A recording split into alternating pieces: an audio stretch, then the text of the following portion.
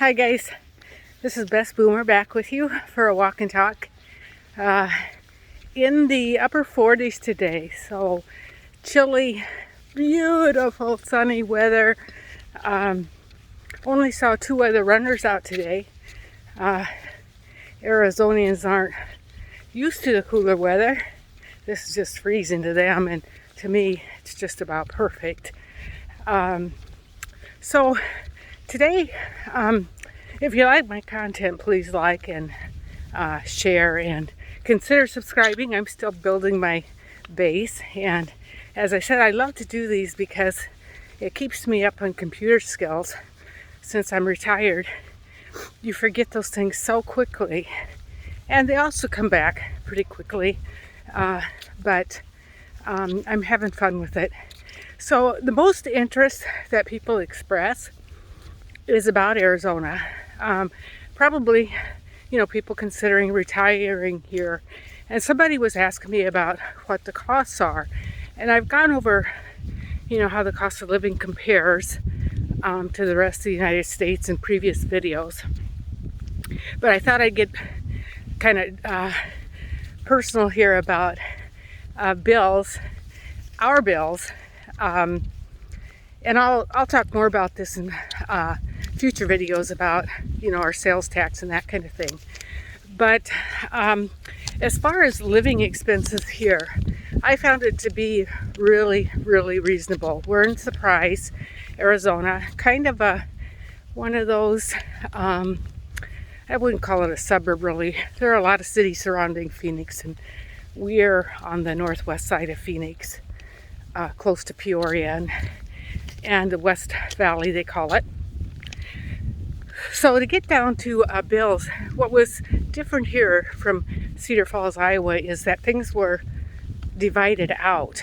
We had Cedar Falls Utilities, which was like everything rolled into one. And here it's everything separate. So we have a 2,300 square foot house, so not huge. It's a one-story. We do have solar panels. They came with the house, and lucky for us, the people had paid the subscription for like 20 years.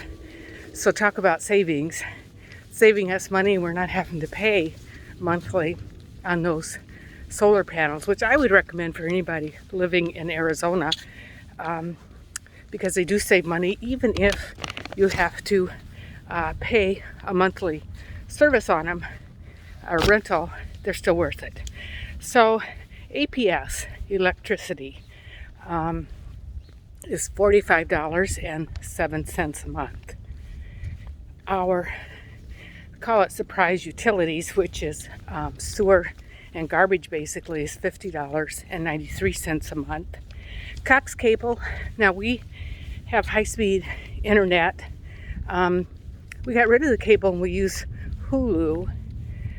We did pick up an extra 150 megabytes per second.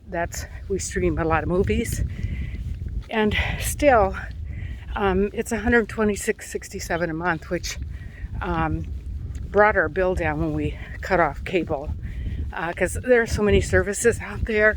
So finally there's some competition, and we really didn't need cable anymore. So our water bill, $29.48 a month. That also I think is really reasonable. We do have a swimming pool, and we emptied it and had it cleaned, and I was thinking, oh my gosh, to fill that thing back up, our water bill is going to be so expensive. It was like $100, so that was kind of a surprise. Southwest gas, $84 and a penny. And the reason that is because in the winter, we turn our fireplace on in the morning just to kind of take the chill off the house. We don't really, the furnace is turned down very, very low. In fact, we don't turn it up unless we're going to be gone, and that's for the cats. It's kind of funny. But the fireplace really does warm the house to what we need it. So now I will say, in the height of summer, when we're running the air conditioning all the time, and I finally We turned it down to like, I think 74 because my husband had it, I think, too warm in the house. But I think the highest utility bill we had for that was like, I want to say just under $400 in the peak of summer. And that was only for a month. And what happens is, the solar energy is stored up, which knocks your bill down every month. And so really it remains pretty low until you run out of that, stored savings.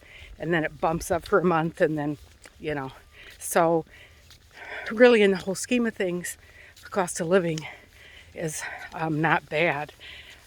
Gasoline here, we get it at Sam's and it's $2.05 a gallon, which I'm looking that it's going to go up with Biden in the office.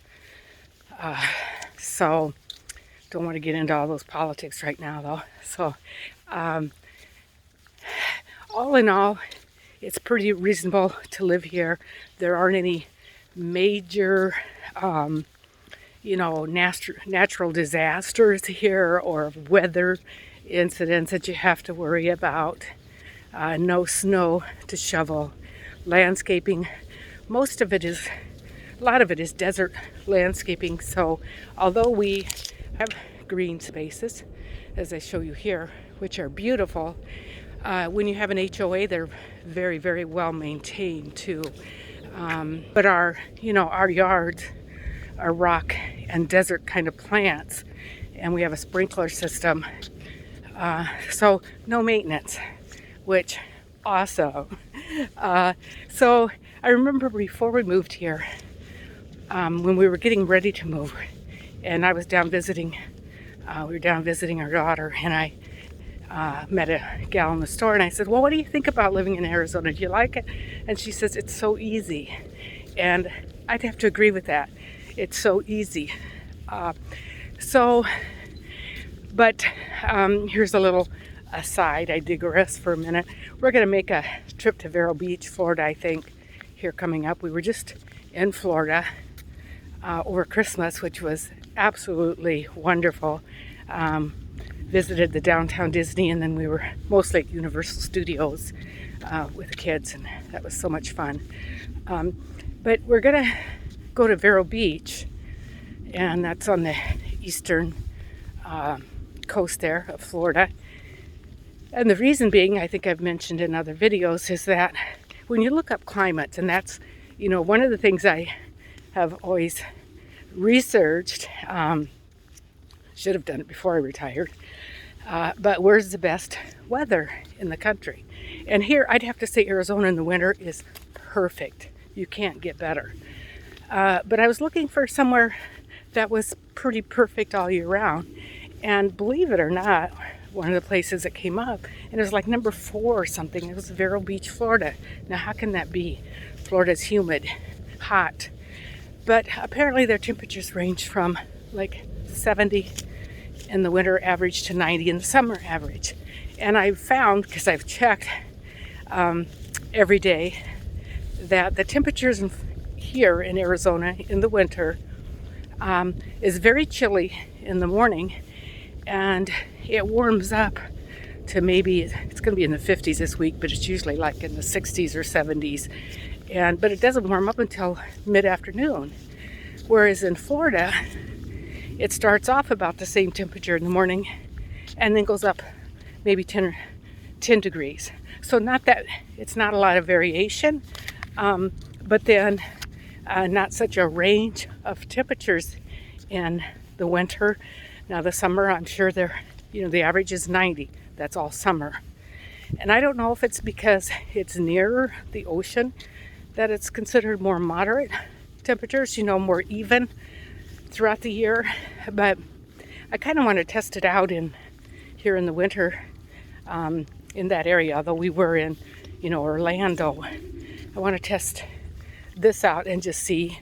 I've been to Tampa, Florida, and even in the summer, and it didn't seem so bad. I'm not a humidity kind of person, but I'm always searching, so it'll be kind of fun. But so that's it in a nutshell about Arizona. Like I say, I'll give more details about sales tax because someone was asking about that. You know, and there's always a way they make their money. Florida is so attractive because they don't tax Social Security, they don't tax pensions, they don't tax 401 withdrawals.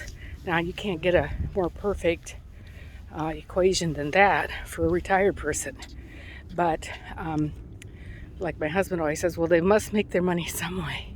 So I'm going to be looking into that too. So anyway, that's it.